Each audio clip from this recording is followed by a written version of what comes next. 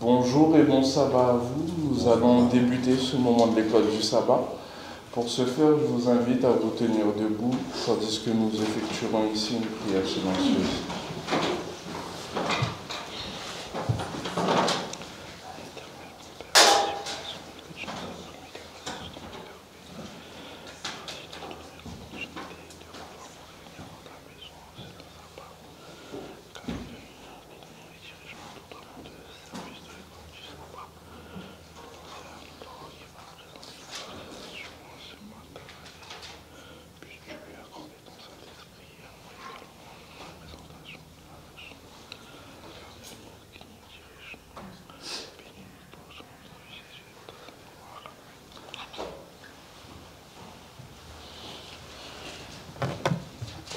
Bonjour à tous.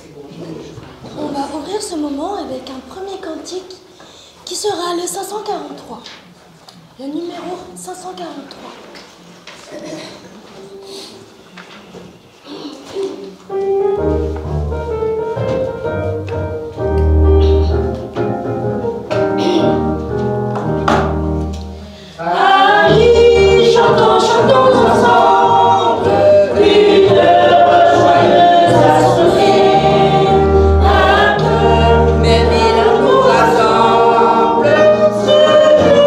C'est Dieu qui l'a donné.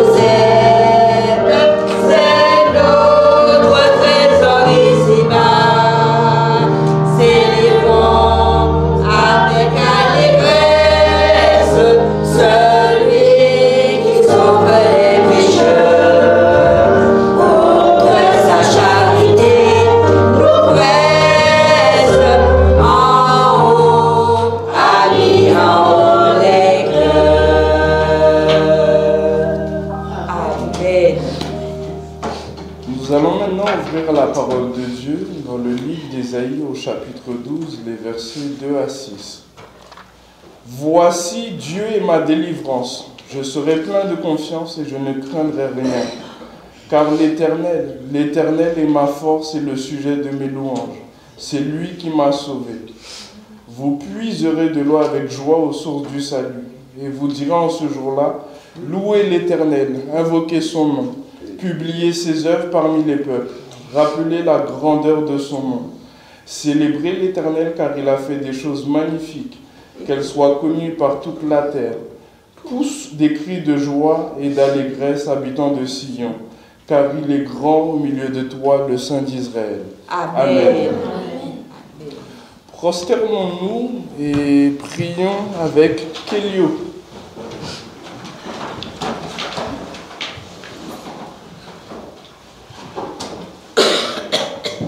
Merci Seigneur de nous avoir protégés jusqu'ici en ton saint sabbat et merci pour ce service que tu nous permets de faire. Dispose nos cœurs à bien entendre ta parole. Envoie-nous ton Saint-Esprit et tes saints anges et accompagne-nous tout au long de cette sainte journée au nom de Jésus et pour ta gloire. Amen. Amen.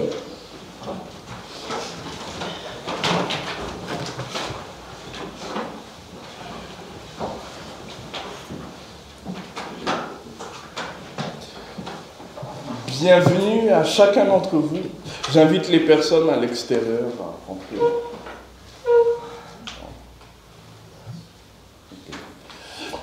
Bienvenue à chacun d'entre vous, que l'Éternel vous bénisse.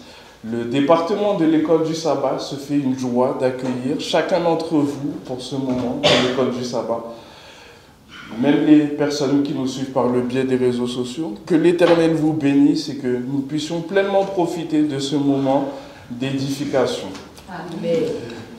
Nous avons une visiteuse en ce sabbat matin et nous allons inviter Anne-Caroline à se tenir debout. Et nous lui offrirons une petite carte pour sa venue. Là. Ah, ok. Si quelqu'un peut traduire pour elle. Pas portugais. Oui.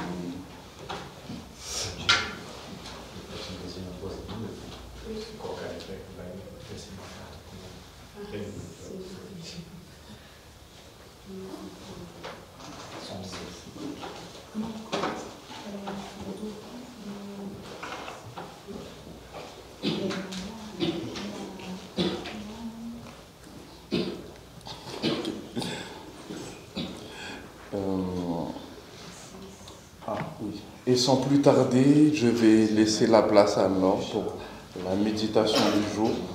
Soyons attentifs et pas oublieux. Oui, merci Joanne. Bonjour à tous et un très bon sabbat à vous tous. J'espère que tout le monde va bien grâce à Dieu. Le psaume 133, le verset 1 nous dit « Oh, qu'il est agréable, qu'il est doux pour des frères de demeurer ensemble. » Amen. Eh bien, j'espère qu'on est tous dans l'état d'esprit en ce matin pour célébrer ce jour de sabbat. Ce matin, on va parler un petit peu de la famille et particulièrement du foyer chrétien. Nous le savons, le foyer chrétien doit être une lumière dans la société. La mission du foyer chrétien est très grande et son influence aussi est considérable. Pour toute chose, Dieu nous a donné un exemple, un modèle à suivre pour nous aider. Et pour la famille, le foyer, quel exemple, quel modèle avons-nous? On peut dire Adam et Ève, avant le péché, c'est un modèle pour nous. Dieu avait dit à l'homme, Dieu avait dit, il n'est pas bon que l'homme soit seul. Alors il a donné à Adam une femme, Ève, une aide semblable à lui, pour vivre auprès de lui, pour l'aimer, et partager ses joies également, et répondre à ses affections.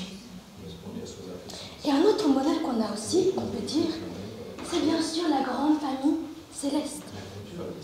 La relation, l'harmonie et l'unité parfaite qu'il y a entre les personnes de la divinité et l'amour et le respect profond que les anges ont pour Dieu doivent nous inspirer chaque jour.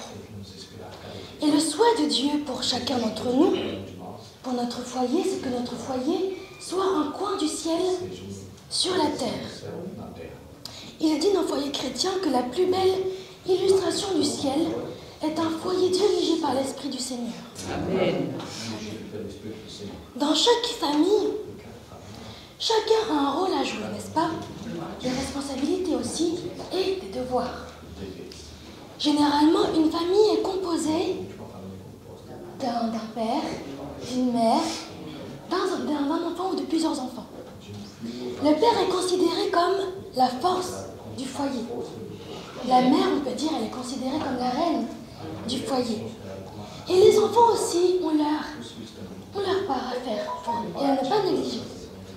Et c'est aux parents, bien sûr, d'apprendre aux enfants de bons principes et de bonnes habitudes dès leur plus jeune âge.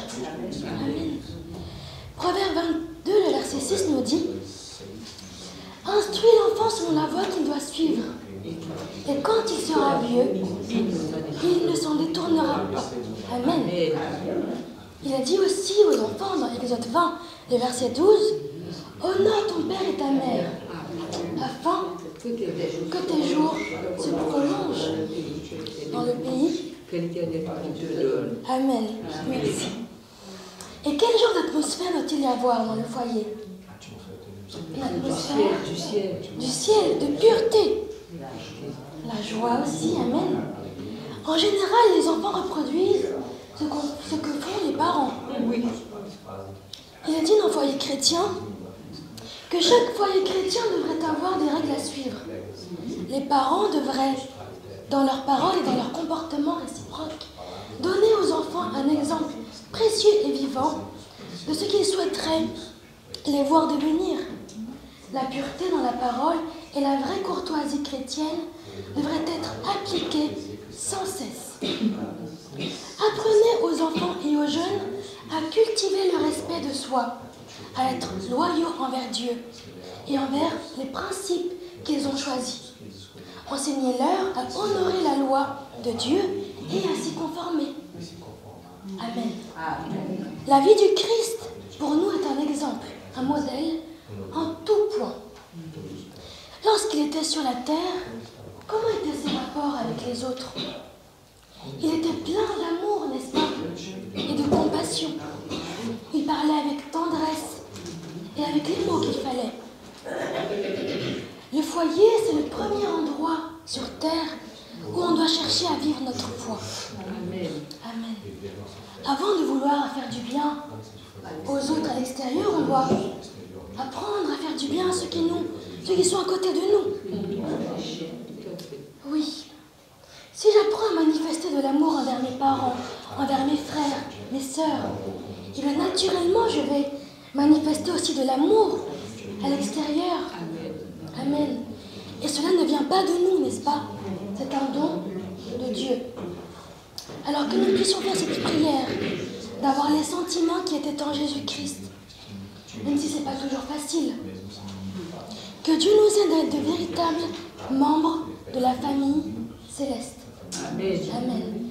Je vais conclure avec ce dernier passage de Foyer chrétien à la page 17. Il nous est dit que Dieu aimerait que nos familles soient des symboles de la famille céleste. Que les parents et les enfants conservent chaque jour cette pensée dans leur esprit et qu'ils se comportent eux-mêmes les uns envers les autres comme des membres de la famille de Dieu. Leurs vies auront alors une qualité telle qu'ils offriront au monde une image de ce que peuvent devenir les membres des familles qui aiment Dieu et observent ses commandements. Amen. Le Christ en sera glorifié. Sa paix, sa grâce et son amour pénétreront dans le cercle familial comme un parfum précieux. Amen. C'est ma prière pour nous ce matin. Amen.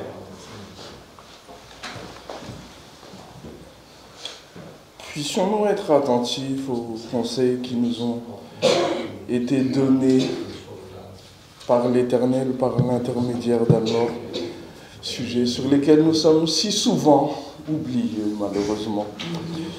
Nous allons sans plus tarder entonner 3 strophes du numéro 553. la 1, la 2 et la 5.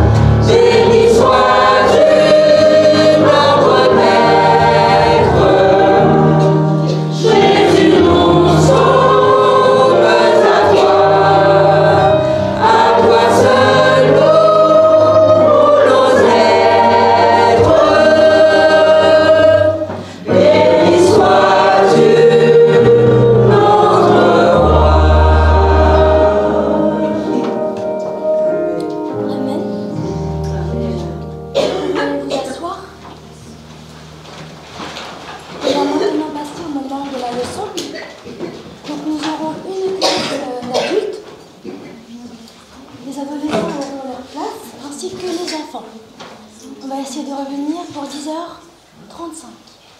Donc, bonne étude à tous et que le Seigneur puisse nous diriger. Je vais inviter le service du diaconat à faire sortir les jeunes ainsi que les enfants.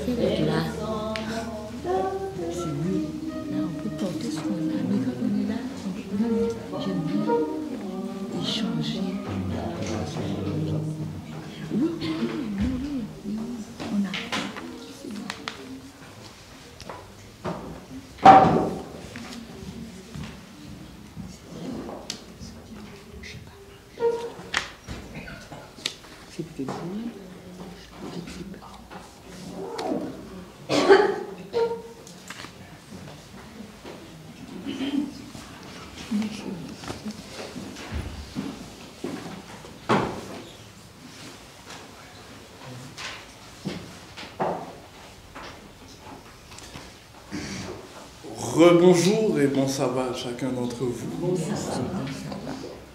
Pour débuter l'étude de l'école du sabbat, nous allons premièrement voir la leçon de la semaine dernière, tant soit peu.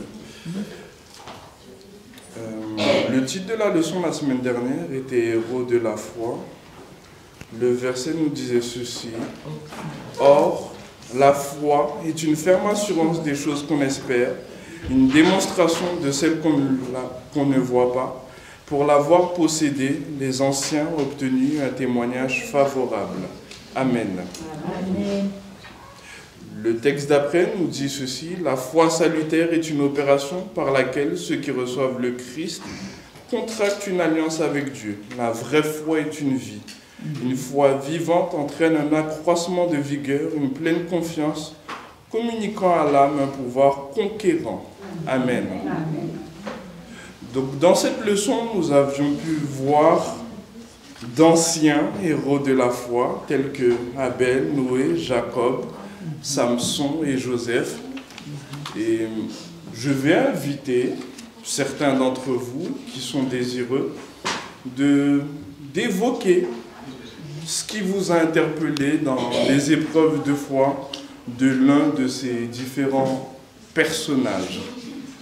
La parole est à vous maintenant. Si au moins une personne pouvait se faire le plaisir de lever sa main. Oui. Bonjour à tous et bon sabbat. Moi, ce que je retiens dans tout cela, c'est une belle leçon pour moi, mais c'est aussi une belle leçon pour tout le monde, c'est que tous ces héros de la foi,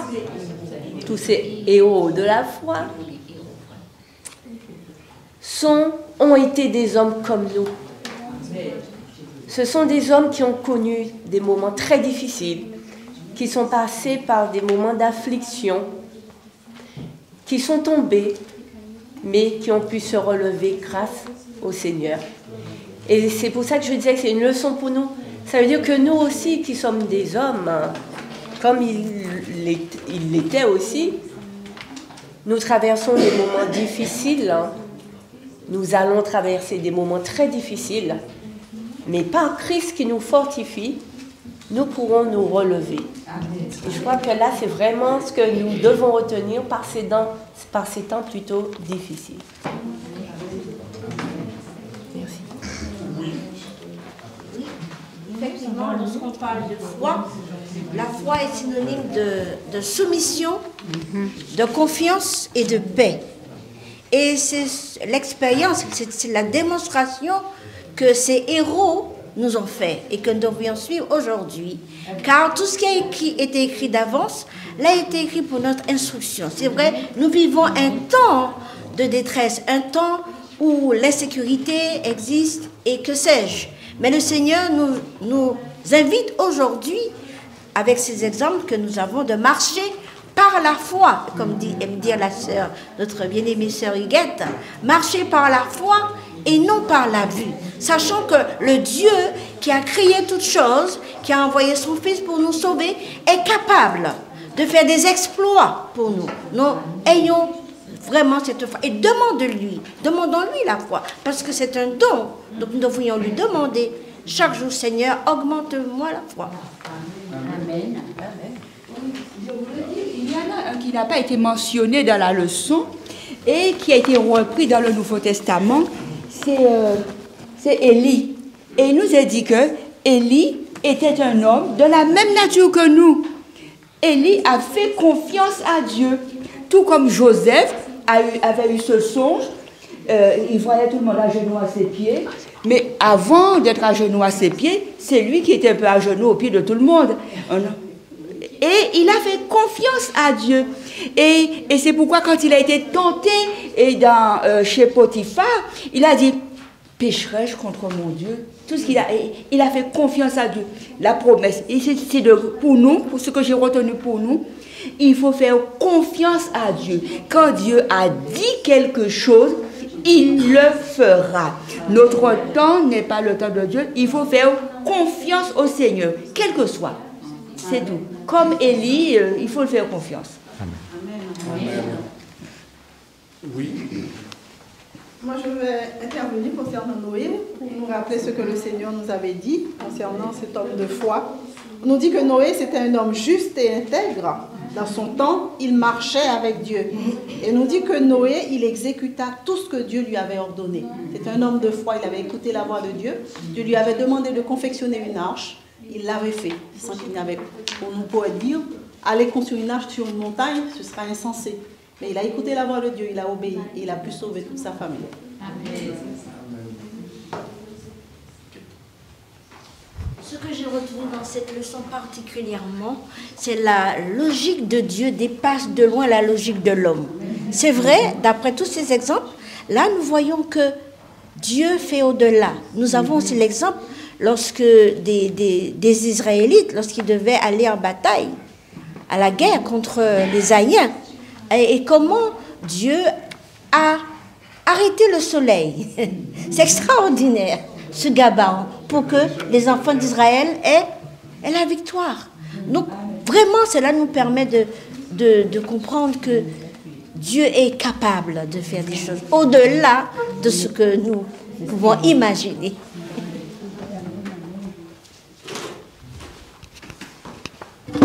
Bonjour à tous. Je voulais dire que la foi aussi demande de savoir ce que Dieu veut qu'on fasse dans le temps présent. À l'époque de Noé, Dieu avait dit « tu fais une arche ». C'était pour son temps. Dieu ne va pas nous demander de construire une arche maintenant. Et c'est à l'époque de Néhémie, il lui a dit « il faut aller construire la montagne ». C'est ce qu'il avait compris. C'était dans son temps présent, il y avait une vérité présente auquel il devait donner donner la foi à l'instant présent. À l'époque des apôtres, il fallait croire que Jésus-Christ, le Fils de Dieu, ressuscité, c'était la vérité de l'époque auquel ils croyaient. Et aujourd'hui, Dieu nous demande la même chose. Ça n'a pas changé depuis l'époque d'Abraham jusqu'à nous. C'est la vérité présente de l'époque qui permet qu'on mette sa foi en elle.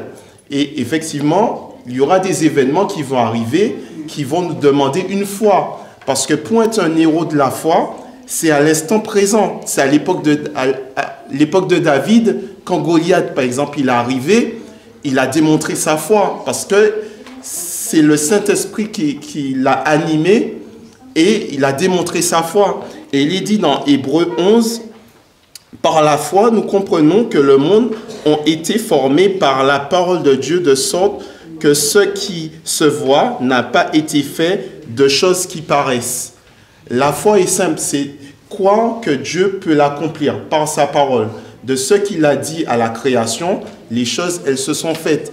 Et il est dit, par exemple, concernant la vérité actuelle. Il est dit dans Ésaïe 66, au verset 18, « Le temps est venu de rassembler toutes les nations et les langues, et elles viendront et verront ma gloire. Et je mettrai au milieu d'eux un signe, et j'enverrai les réchappés d'entre eux vers les nations, à Tarsis, à Poul et à Loud qui bandent l'arc. Et ils raconteront ma gloire parmi les nations. » Est-ce que nous croyons maintenant que Dieu accomplira sa parole comme ça? Que des personnes, comme ils le disent, ils iront vers les nations pour prêcher l'évangile, pour que l'évangile se termine. C'est ça la vérité présente de maintenant. Donc voilà, merci. Merci. Merci à chacun d'entre vous pour vos différentes interventions. Je me permettrai, avant de passer à la prochaine leçon, d'insister sur un point particulier. La foi est intrinsèquement liée à l'obéissance. S'il n'y a pas d'obéissance, il n'y a pas d'histoire de foi. Dans ce qu'on a vu, l'histoire d'Abel en particulier,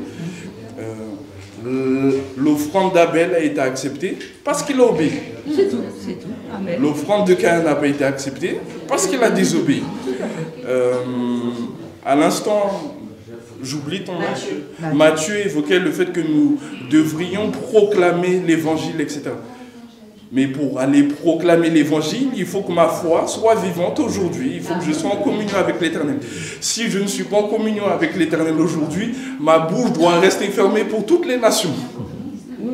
C'est d'abord pour moi, la note est relativement claire. La vraie foi est une vie.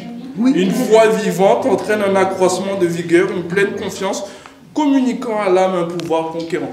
Puissions-nous, chacun d'entre nous, démontrer une foi vivante. Amen. Et pouvoir hâter le retour de Christ. Amen. Passons. Tu veux dire quelque chose, Bonnie? Non, ce que je voulais dire, je comprends bien ce que vous dites, et ce que tu dis, pardon, mais par contre, Dieu nous demande d'aller partout, de prêcher l'évangile. Déjà, si on se rend compte que notre vie n'est pas en communion avec Dieu, qu'est-ce que nous devons faire? Nous ne devons pas fermer la bouche, mais c'est de nous mettre à genoux, crier à l'Éternel pour que notre vie soit correcte, et ensuite prêcher l'évangile. On ne peut pas s'amuser de rester assis et puis de fermer la bouche. Ok. Bon, peut-être que je me suis mal exprimé. Ma pensée n'était pas suffisamment claire. Bien entendu, on a un devoir, nous sommes membres d'église, etc. Il nous est dit d'aller prêcher. Mais je voulais insister sur le fait que, premièrement, on doit être en condition pour aller le faire. Et j'irai même plus loin. L'esprit de prophétie nous précise que les personnes qui font le plus de mal à l'église de l'Éternel, ce sont les personnes qui sont membres et qui vont proclamer sans vivre la vie de Christ, malheureusement. C'est vrai, c'est vrai. Puissions-nous chacun vivre la vie de Christ. Amen. Amen. Nous allons maintenant dans la leçon du jour qui nous invite à regarder à Jésus.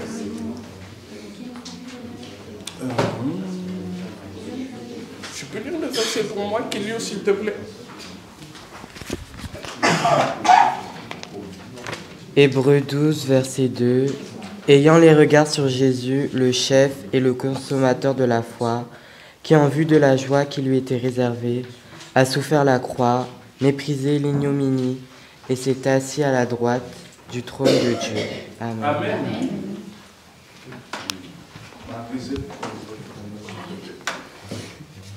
Okay. Si de nos jours, ceux qui enseignent la parole de Dieu élevaient de plus en plus haut la croix du calvaire, leur ministère serait plus béni. Et si les pécheurs pouvaient jeter un regard sur cette croix et avoir une claire vision du Sauveur crucifié, ils se rendraient compte de la profondeur de la compassion divine et du caractère répréhensible du péché. Amen. Amen.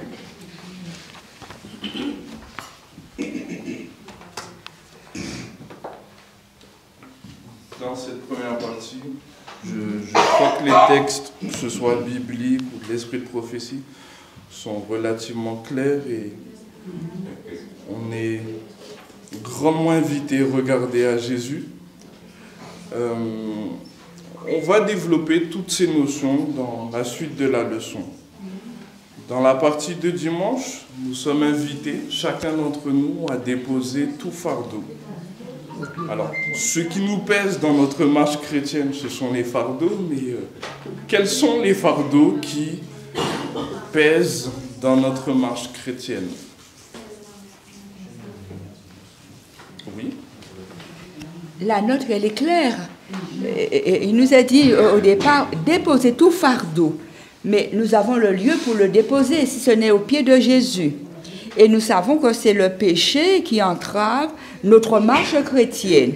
Quelles sont ces choses? On a vu l'envie, la méchanceté, les mauvaises pensées, la médisance, la convoitise, sont autant de fardeaux que le chrétien doit rejeter s'il veut triompher dans la course qui lui assurera l'éternité.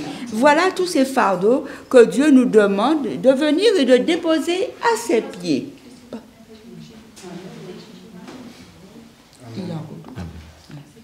Une autre pensée? Non. Oui? Bon sabbat à tous. Regarder à Jésus fera de nous des héros de la foi. Sabbat dernier, je crois que vous avez eu une sainte scène.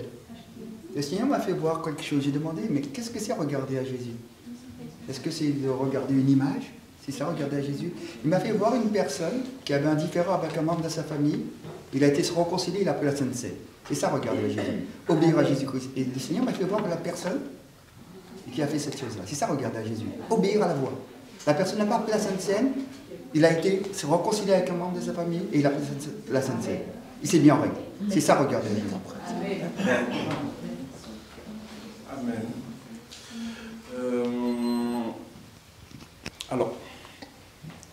Je vais prendre la dernière phrase de la note qui précise quelque chose quand même. Un seul péché caressé suffit pour pervertir le caractère tout entier et tromper les hommes. Peut-être que certains d'entre nous se sont débarrassés de l'envie, la méchanceté, les mauvaises pensées, la médisance, mais qu'elles ont conservé la convoitise. C'est un problème. S'il en reste un seul et qu'on s'est débarrassé de tous les autres, c'est pas suffisant. Tous les péchés qui nous d'après le verset, nous enveloppent si facilement, doivent être rejetés. Ce sont tous des fardeaux. Chacun des péchés que nous pouvons posséder est un fardeau dont nous devons nous débarrasser. La deuxième partie de dimanche nous disait comment pouvons-nous vaincre ces défauts de caractère, car nous ne le saurions pas. Je suppose qu'il n'y a pas que la sœur Julienne. Non. Il nous a dit que, pour moi, c'est seulement, on doit être conscient. Mais comment être conscient? Quelquefois, on a des choses en nous-mêmes et que nous ne soupçonnons pas. Si je parle déjà pour moi parce que j'ai fait l'expérience. Et tout cela, et c'est de demander au Saint-Esprit, il y a des choses qui sont enfouies, et c'est quelquefois, dans une circonstance, ça surgit. On dit, mais jamais j'aurais pensé que j'avais ce trait de caractère. C'est de demander à Dieu de nous révéler ce qui est caché, ce qui est enfoui en nous, de le mettre à nu et de venir à Dieu, de confesser nos péchés. Betty. Si on a un jeune en face de nous, on lui dit, il faut que tu regardes à Jésus. Comment pouvons-nous lui expliquer ce que signifie regarder à Jésus? Pour nous, adultes, nous comprenons, parce que nous avons, je dirais, une certaine expérience des choses, une certaine expérience dans les études, etc. Quand on regarde le monde, quand on regarde la télé, quand on écoute la radio, on a ce qu'on appelle des stars. Beaucoup de jeunes ont tendance à s'identifier à certaines stars. Je ne vais pas les nommer, on les connaît toutes.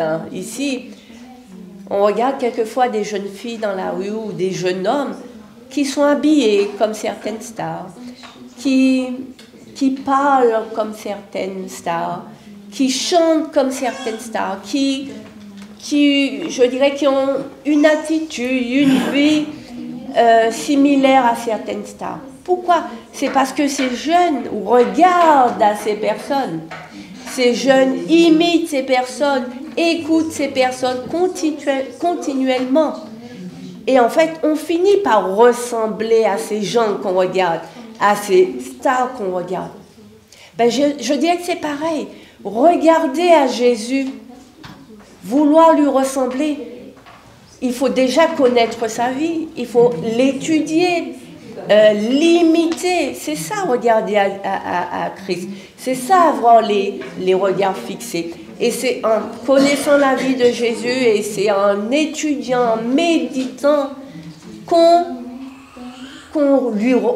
finira, je dirais, par lui ressembler. Qu'on aura ses pensées, qu'on aura les sentiments qu'il y avait en lui. Et c'est comme ça qu'on aura une vie, une transformation, je dirais, de son caractère. Et c'est comme ça qu'on arrivera à mettre de côté toutes ces mauvaises choses que nous voyons à la télé, que nous écoutons à la télé.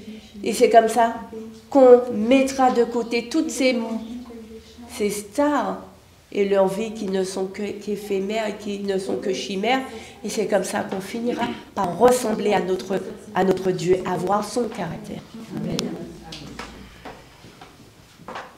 Oui, globalement, cela a été dit, mais on invite à faire une expérience avec Dieu, une expérience continuelle. Jésus disait que les paroles qu'il nous a transmises sont esprit et vie. Aujourd'hui, on a la Bible tout entière pour comprendre mieux Dieu. Et le fait de la lire, le fait de l'étudier, le fait de voir comment ces paroles peuvent s'appliquer à notre vie, va nous transformer. Dieu promet que si nous nous approchons de lui, si nous lisons sa parole, il s'approche de nous également et il travaille à nous transformer. Ce n'est pas par nous-mêmes, mais c'est en nous approchant de Dieu et en acceptant de faire une expérience avec lui. La semaine passée, on voyait plein d'hommes différents, avec plein de problèmes différents. Mais ils se sont tous approchés de Dieu et ils ont eu la foi en Dieu. La foi que ce qu'ils voyaient de Dieu était extraordinaire et que Dieu pouvait les transformer. Et tous ceux qui ont placé leur foi en Dieu, peu importe à quel point leur cas était désespéré, ils ont connu cette transformation. Ils ont pu expérimenter un changement de caractère. Regardez à Jésus. Mais je vais vous poser une question. Et Jésus l'a regardé à qui? Pour devenir ce qu'il est. On nous a dit qu'il a commencé à étudier sur les genoux de sa maman. Lui-même qui avait donné les Écritures, il a dû réapprendre ce qu'il avait donné. C'est les Écritures. La parole de Dieu, c'est ça qui fait de Jésus-Christ ce qu'il est devenu. Nous, quand on dit on va regarder à Jésus-Christ, il faut regarder à la Bible, de la même manière qu'il l'a fait, pour devenir comme lui.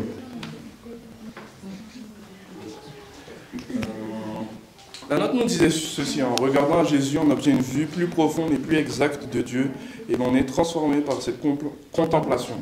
La bonté et l'amour du prochain deviennent spontanés. On édifie un caractère digne du divin modèle. On parvient à mieux connaître Dieu dans la mesure où l'on s'élève à sa ressemblance. On entre ainsi dans une communion plus intime avec le ciel et l'on augmente ses possibilités de s'enrichir par la compréhension des valeurs éternelles. Amen. Nous allons maintenant passer à la partie de lundi et essayer de voir comment nous pouvons agrandir la joie du Christ. Quel était le principal mobile qui poussa le Christ à mourir pour nous?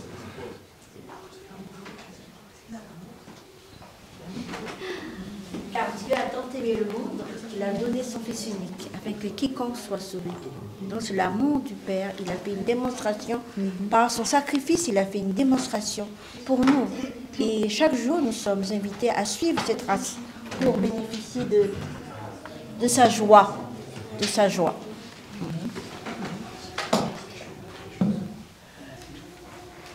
Merci. J'ai trouvé particulièrement extraordinaire les versets, surtout celui d'Ésaïe 53, verset 11, où il est écrit: à cause du travail de son âme, il rassasiera ses regards.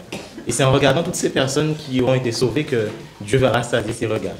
Et imaginez croire que Jésus sera rassasié de voir que je serai sauvé, que je vais lui ressembler, c'est extraordinaire pour moi. Imaginez que le Dieu éternel, le Dieu de l'univers, puisse être rassasié en me voyant, en vous voyant. Je trouve ça particulièrement fort et ça me donne envie d'être transformé pour que Dieu soit joyeux en voyant la vie que je mène aujourd'hui. Amen.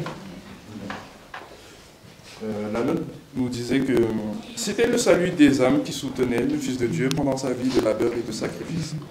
À cause du travail de son âme, il rassasiait ses regards, jetant les yeux sur l'éternité. Il contemplait par anticipation le bonheur de ceux qui, par son humiliation, avaient reçu le pardon et la vie éternelle. Son oreille percevait les acclamations des rachetés. Il entendait les élus chanter le cantique de Moïse et de la nuit. Amen. Dans la deuxième partie de lundi, nous sommes invités à suivre l'exemple de renoncement à soi du Christ. Comment pouvons-nous le faire?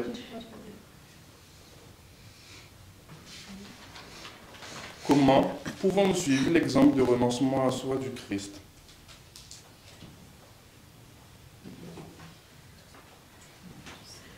Matthieu 16, 24 nous dit: si quelqu'un veut venir après moi, qu'il renonce à lui-même, qu'il se charge de sa croix et qu'il me suive.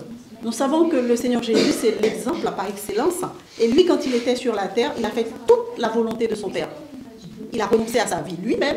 Il n'a pas suivi. Par exemple, si je prends l'exemple, moi j'aurais bien aimé faire quelque chose, mais si je veux suivre Christ, quand tu suis quelqu'un, même si je veux tourner à droite, donc si la personne marche à gauche, je dois marcher pour suivre sa trace. Donc en renonçant à nous-mêmes, nous suivons les traces du Christ pour pouvoir marcher comme lui, il a marché.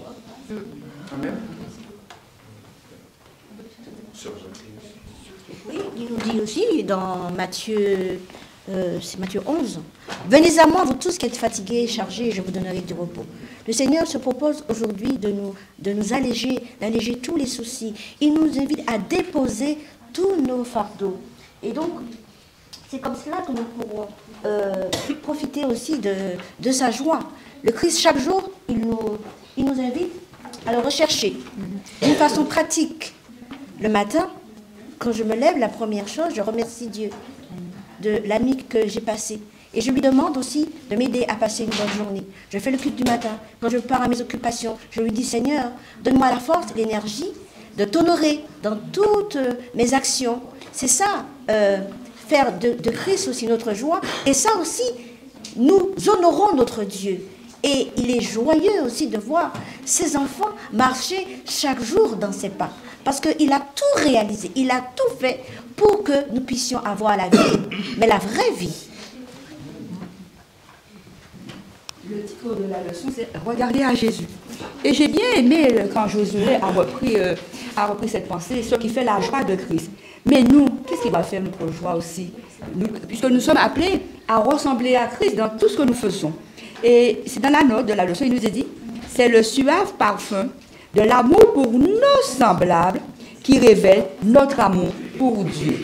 Là, nous ressemblons à Christ. Nous marchons dans les traces de Christ si nous faisons, puisque nous, Jésus c'était pour nous, vis-à-vis de nous, mais nous aussi, l'amour que nous devions aussi manifester aussi pour le prochain. Là, nous regardons à Jésus et nous marchons dans les traces et dans les pas de Christ. Pour revenir sur la notion de renoncement, je me permettrai d'insister dessus. Travailler au bien d'autrui, prendre un peu moins de soin de soi-même et avoir plus de zèle pour consacrer tout à Dieu, tout cela sera accepté de lui et nous sera rendu en grâce abondante. J'ai trouvé cette partie très intéressante, parce que peut-être que, je ne sais pas, bon, je vais parler pour moi, peut-être que je prends un peu trop soin de moi-même et pas assez de mon prochain. Peut-être que vous pouvez vous retrouver dans ces cas de figure. Et clairement, l'exhortation qui nous est faite, c'est de considérer Christ qui a supporté contre sa personne une telle opposition de la part des pécheurs afin que vous ne vous lassiez point l'âme découragée. Le mobile de notre vie, tout comme était celui de Christ, c'était de sauver toutes les âmes qui étaient autour de lui. C'était sa priorité. Si à certains moments on oublie cette chose et qu'on pense à soi, qu'on veut se mettre dans quelque chose de confortable, au lieu de penser aux âmes, je vais penser. Malheureusement, on ne suit pas parfaitement l'exemple de renoncement à soi du Christ. Christ n'a pas vécu sa vie sur terre pour lui. Il a vécu sa vie sur terre pour nous, pour que nous puissions faire ultérieurement sa joie. Et nous sommes invités à faire la même chose. On ne va pas rentrer dans les détails pour savoir à quoi ça pourrait ressembler dans la vie de chacun d'entre nous. Mais l'exhortation qui nous est faite cependant est de faire attention et de prendre un peu moins de soin de soi-même. Voilà. Et de prendre un peu plus soin de mon prochain. Amen. Quelle forme ça prendra dans chacune de nos vies? J'espère que cela se fera pour chacun d'entre nous. Quelle forme ça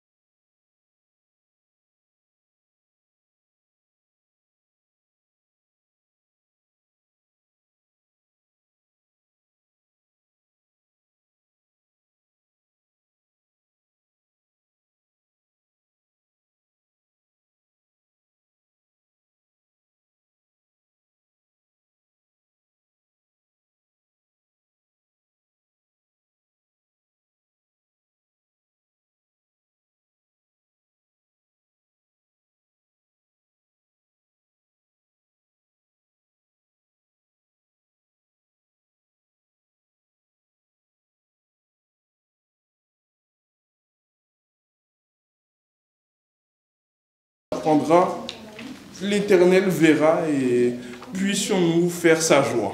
Amen. Amen. Nous allons maintenant dans la partie de mardi qui nous parle de la relation père-enfant. Bon. Une question nous est posée. Comment un père aimant se comporte-t-il avec ses enfants dévoyés? Oui. J'aimerais simplement vous dire que sur la liberté que Dieu nous donne, l'invitation, venez à tous, venez, nous sommes tous invités, mais il y a un choix. Notre liberté, nous pouvons arriver devant la porte de la Sainte Cité, il ne va jamais nous pousser pour rentrer. Il nous laisse la liberté de rentrer ou de repartir. C'est pour ça qu'il dit, je mets devant toi la vie et la mort. Tu choisis. C'est la liberté, nous avons la liberté du choix de le suivre ou pas. Il ne va pas nous forcer. Tout à fait. C'est pour répondre à la question. Ok. Vous savez, alors juste une petite question, vous êtes au clair sur le terme dévoyé ou pas? Oui. Ok, très bien. Ok. C'est moi.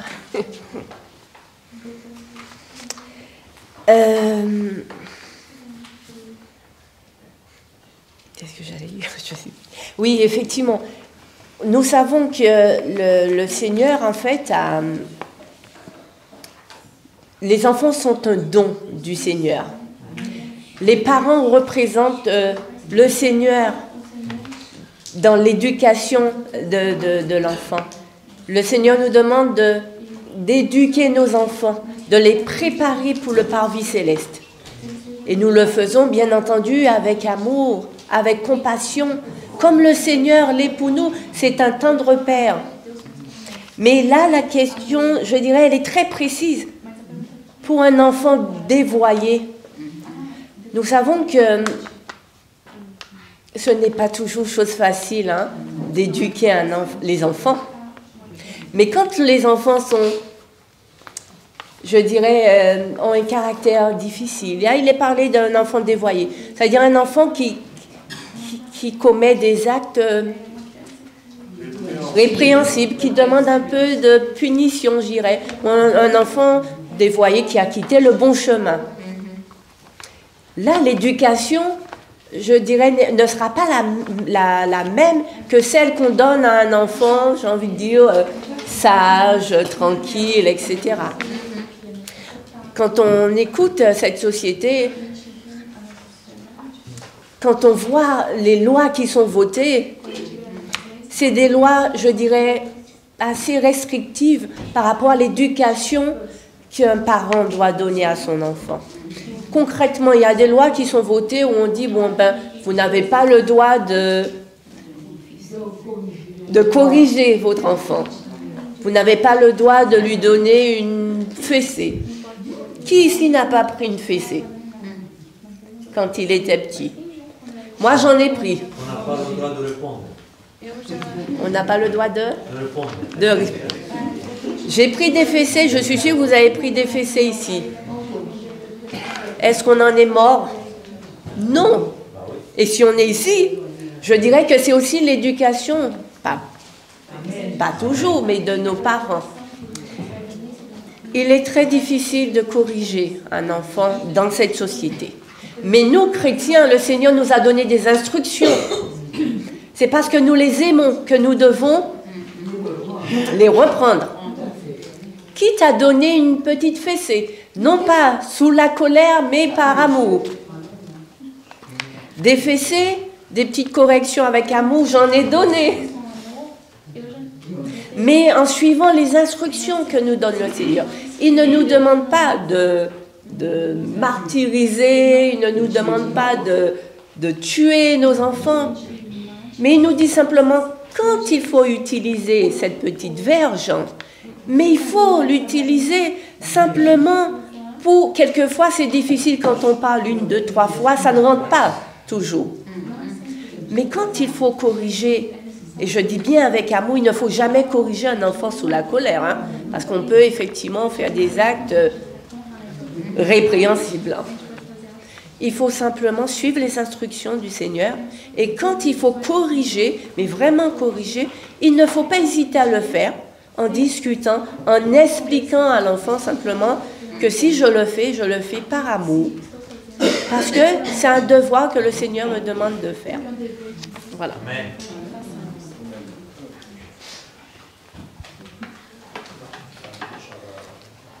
Para nós, filhos, pour nous, enfants, que somos tratados pelos nossos pais com...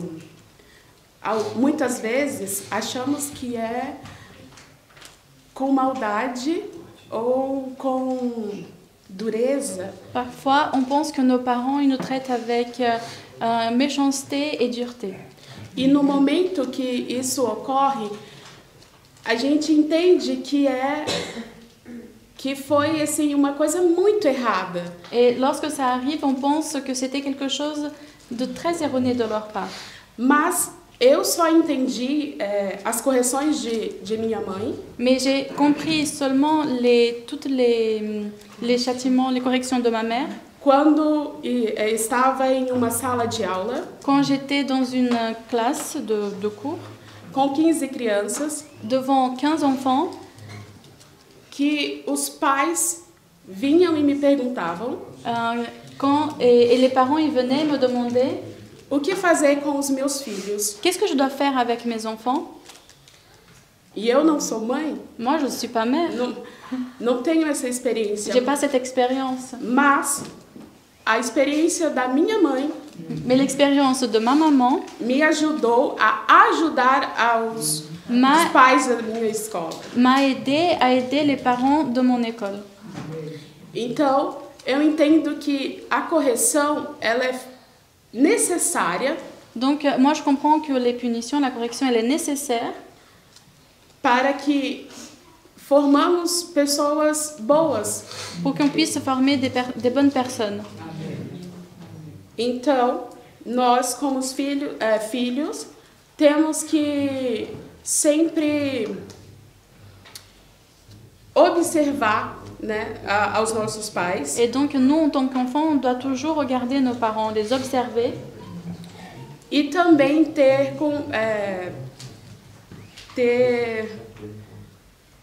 paciência com toda a sua correção. Et avoir de la patience lorsqu'ils nous corrigent. Para que a gente trilhe o melhor caminho. Pour qu'on puisse marcher un meilleur chemin. O tema da nossa lição, ela diz que é olhando a Jesus. Le thème de notre leçon, c'est regardons Jésus. Parece ser muito óbvio. Et on pense que c'est très logique. Que precisamos olhar para ele. Qu'on a besoin de le regarder.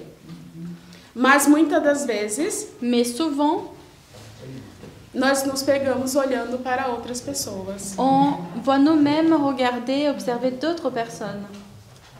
Então, creio que essa lição veio para que nós reflitamos. Donc, je pense que cette leçon, elle est venue afin qu'on puisse réfléchir. A quem realmente estamos olhando. Vers qui nous regardons vraiment. Todos os dias. Tous les jours. Obrigada. Très rapidement. Voilà, nous parlons des petits-enfants, mais il y a tant que nous sommes adultes et que nous habitons chez nos parents, nous leur devons obéissance. L'histoire du fils prodige nous apprend qu'il n'était pas dévoyé, mais il est parti. Et le père l'a laissé partir parce que c'était le châtiment du père. Le père savait qu'il allait connaître cela.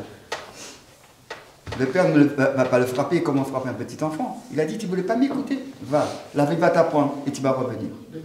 D'accord? On parle toujours des petits-enfants, là on parle des enfants adultes. Tant que nous sommes chez nos parents, nous devons l'obéissance.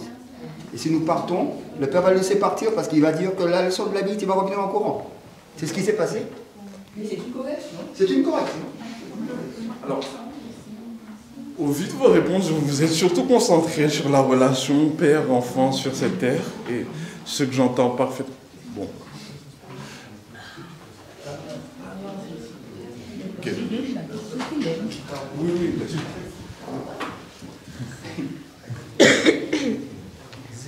Ne-a plăcut oare sau ne plăcea cum părinții noștri ne pedepseau sau ne loveau, poate? Elle dit, est-ce que si nous plaît quand notre parent nous donnait une petite fessée, c'est ça? C'était un plaisir pour nous? Non, non. Sfânta Scriptură spune că cine este scutit de mustrare, la Bible dit que ceux qui le scutit, nu știu cum zice scutit. Cum? S-au ocolit, s-au convins. Epanie? Zi dacă știi. Nu știu nici eu. Așa, zi mai departe. Să numiți fi de curvie. Nu știu.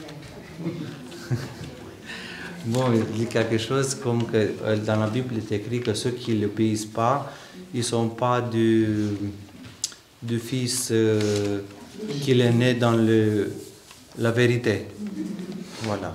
Domnul ne mustră și astăzi pentru că ne iubește. Parce que même aujourd'hui Dieu il ne punisse parce que nous aime.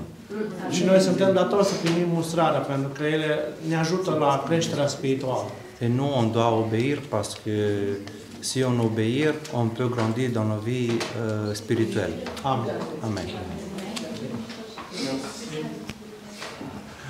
Alors, dans cette partie, l'insistance était, bon, on a surtout évoqué la relation parent-enfant, nous, mais pour aller dans son sens, j'appuierai sur ce qui nous était dit. Nos pères nous châtiaient pour peu de jours, comme ils le trouvaient bon, mais Dieu nous châtie pour notre bien afin que nous participions à sa sainteté. Amen. Il est vrai que tout châtiment semble d'abord un sujet de tristesse et non de joie, mais il produit plus tard, pour ceux qui ont été ainsi exercés, un fruit paisible de justice. Moi, je reprends et je châtie tout ce que j'aime, et donc du zèle et repens-toi. La note nous parlait de David. On ne va pas rentrer dans tous les détails de l'histoire, mais concrètement, les enfants dévoyés subissent des châtiments. Si on s'écarte du chemin, qu'on le veuille ou non, on subira les conséquences de nos actions. David, en faisant cette faute, il y a eu des répercussions sur sa progéniture par la suite et ça a assombri grandement sa vie. Mais toutes les choses que nous pourrions subir suite à des péchés que nous avons commis, malheureusement, l'Éternel cherchera par tous les moyens de nous ramener dans le droit chemin. Amen. C'est de cette façon qu'il nous montre son amour. Si j'ai le défaut de l'égoïsme, si je suis toujours égoïste, l'Éternel va faire de telle façon qu'une épreuve m'arrive pour que je puisse vaincre l'égoïsme. Et tant que les épreuves s'accumuleront et que je ferai toujours preuve d'égoïsme, et tout le temps elles se représenteront pour que je puisse les vaincre.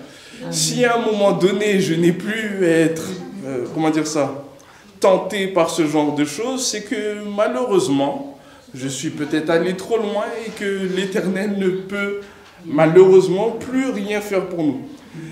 Bien entendu, les parents sont invités à s'inspirer de l'Éternel. On ne va pas rentrer dans tous les détails des différentes éducations. Malheureusement, tout du moins, heureusement, il y a des parents qui font les choses correctement. D'autres fois, ce n'est pas le cas. Bien entendu, nous sommes invités à corriger nos enfants, mais ce que nous devons surtout faire, c'est être guidés par l'Esprit de Dieu dans toutes les actions que nous faisons en tant que parents. Amen. Alors, oui. Merci. Par rapport à l'enfant j'ai une parole, Proverbe 23, qui dit « N'épargne pas la correction à l'enfant. Si tu le frappes de la verge, il ne mourra point. En le frappant de la verge, tu délivres son âme du séjour des morts. » Et effectivement, taper l'enfant, ça fait circuler le sang. Mais le frapper avec la langue, c'est ça qui est le pire, que ça blesse l'âme de l'enfant.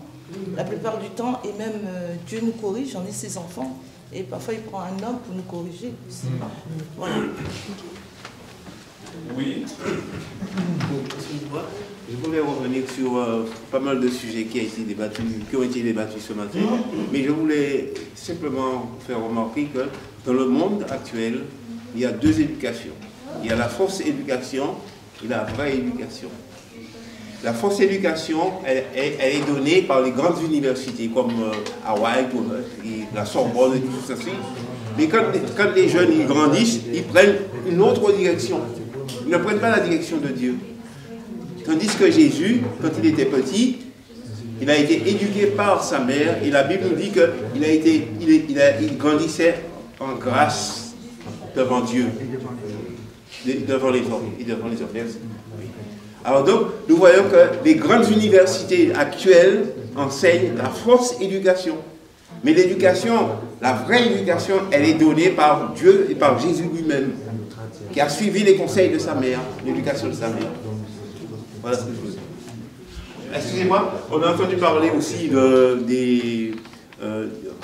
des gens, l'exemple du monde. Par exemple, on a cité des artistes. Tout ça, c'est faux. Parce que le but n'est pas le même. Le prix n'est pas le même. Tandis que celui qui suit Jésus, la différence, elle est nette. C'est la vie éternelle ou c'est la mort éternelle. Alors, malheureusement, nous étant attardés sur la notion de la relation père-enfant, on ne pourra pas voir toute la suite de la leçon, mais je tiens cependant tout de même à évoquer quand même les parties de mercredi et jeudi. Dans mercredi, nous étions invités à rechercher la sainteté. Et il nous a dit sans laquelle personne ne verra le Seigneur. Tout à fait. Sans laquelle personne ne verra le Seigneur. La partie B de la partie de mercredi nous faisait part de l'un des principaux acteurs de notre sanctification. Ça a déjà été évoqué précédemment, la parole de Dieu. Nous sommes invités à sonder les Écritures. Nous sommes invités à demander au Saint-Esprit de nous guider, de nous diriger pour que nous puissions avoir une claire compréhension de la volonté de Dieu, et ce, dans tous les pans de notre vie. Nous sommes invités également dans la dernière partie il était fait mention du Saint-Esprit et de la sanctification, et du fait que le Saint-Esprit est directement lié à notre sanctification, que nous devrions nous laisser guider par le Saint-Esprit pour pouvoir nous rapprocher de plus en plus de l'image de Christ. Le Saint-Esprit mettra au sein de chacun d'entre nous qui est désireux de le faire le caractère de Christ. Au fur et à mesure que nous nous débarrasserons de nos péchés, l'Éternel prendra de plus en plus de place au sein de chacun d'entre nous. Puissions-nous faire cette expérience dans tous les pans de notre vie, que nous puissions être chacun d'entre nous une odeur de vie donnant la vie, et soyons attentifs à tous nos comportements, toutes nos influences, que ce soit par le biais de l'éducation ou par le biais de l'égoïsme, quand parfois je me soucie un peu trop de moi-même au lieu de me soucier de mon prochain. Soyons attentifs à tous les conseils qui nous ont été donnés dans cette leçon et que nous soyons bénis. Amen. Amen. J'invite chacun d'entre vous à bien étudier la leçon de la semaine prochaine pour que nous puissions également échanger autour de celle-ci. Amen. Amen.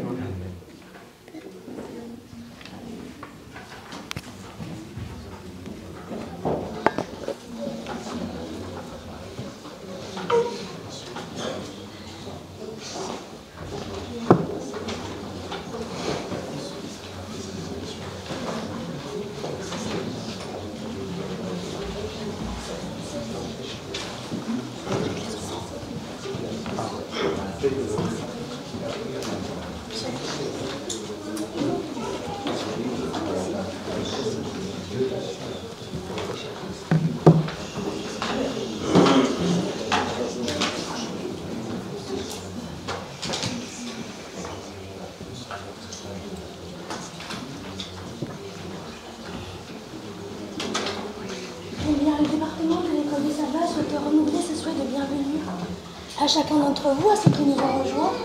En particulier, nous remercions les moniteurs qui ont voulu collaborer, ainsi que tous les élèves qui ont pu participer. Nous souhaitons la bienvenue à Maryse, qui nous a rejoints aussi. Et maintenant, nous avons la possibilité de remercier notre Dieu par nos offrandes. Alors je vais appeler le service du diaconat à passer dans les rangs pour pouvoir les récolter.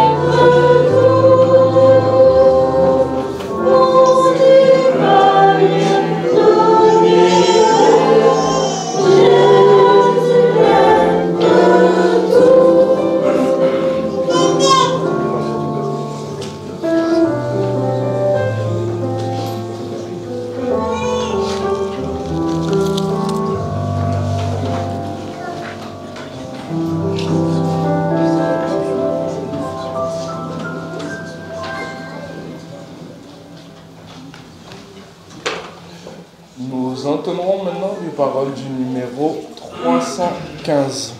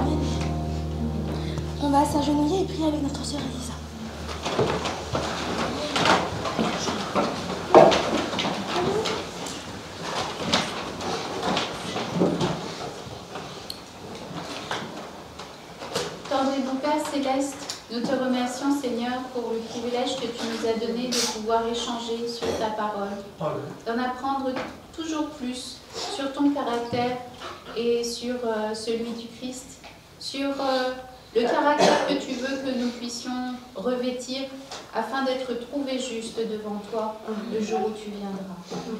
Seigneur, nous te prions d'être avec chacun d'entre nous ici présents, tous nos frères et sœurs par-delà le monde qui également sont autour de l'étude de ta parole. Nous te prions de conduire la suite du programme et de garder nos cœurs dans la révérence de ton saint nom, de ta présence, afin que nous puissions bénéficier tous des bénédictions toutes spéciales qui sont réservées au sabbat. Nous te prions d'être avec nos personnes âgées, celles qui souffrent, avec les enfants afin qu'ils puissent rester sages, et avec chacun d'entre nous, que les cœurs soient disposés à écouter ta parole. Toutes ces grâces, nous te les demandons au nom de Jésus et par ses mérites. Amen. Amen.